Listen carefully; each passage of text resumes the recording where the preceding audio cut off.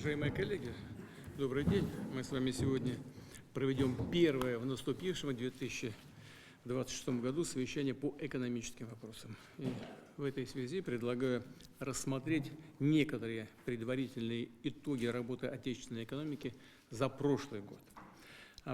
Поговорим о прогнозах, о развитии с учетом текущих факторов, вызовов и тенденций, а также ситуации на внутреннем и на международных рынках. И, конечно, детально проанализируем механизмы достижения наших целей в экономической сфере, поддержку роста, который необходим для уверенного, динамичного развития всей страны. Отмечу, что по итогам прошлого года ВВП России прибавил 1%. Это ниже динамики, которая наблюдалась раньше. Мы хорошо знаем это. В 2023-2024 годах 4,1% роста, 4,3% роста. Но мы также знаем, что это замедление было не просто ожидаемым, оно, можно сказать, было даже рукотворным. Оно связано с целенаправленными действиями по снижению инфляции. Если в 2024 году рост цен составил 9,5%, то по итогам прошлого года этот показатель удалось сократить до 5,6%. Мы с вами понимаем, насколько важна умеренная, предсказуемая динамика цен для благополучия российских семей, для работы предприятий и организаций, для государственных финансов и для инвестиционного процесса, для инвестиционных планов. В начале текущего года инфляция, правда, немного ускорилась. На 26 января она составила 6,4% в годовом выражении. Это тоже ожидаемо, в том числе связано с перенастройкой налоговой системы, в частности, с повышением НДС.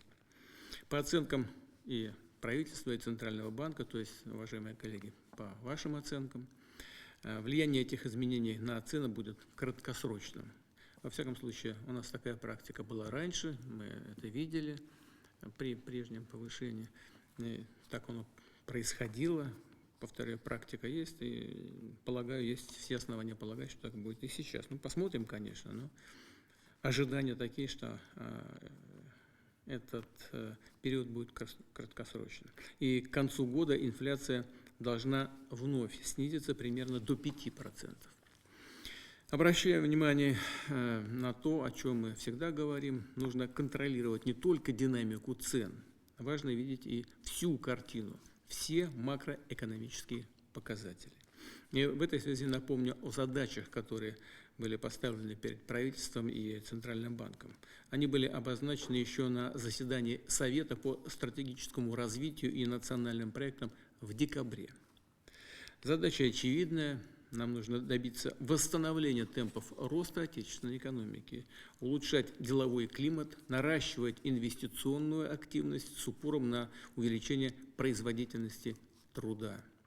Соответствующие меры включены в план структурных изменений в экономике, рассчитанные до 2030 года. И прошу выполнять его ритмично по намеченному графику, чтобы первые значимые результаты были заметны уже в текущем году.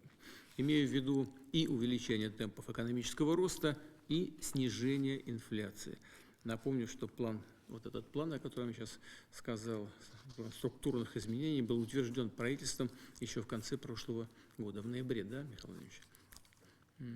При этом еще раз хочу подчеркнуть, повышение производительности труда – это приоритетная задача в условиях дефицита кадров в отдельных секторах и отраслях.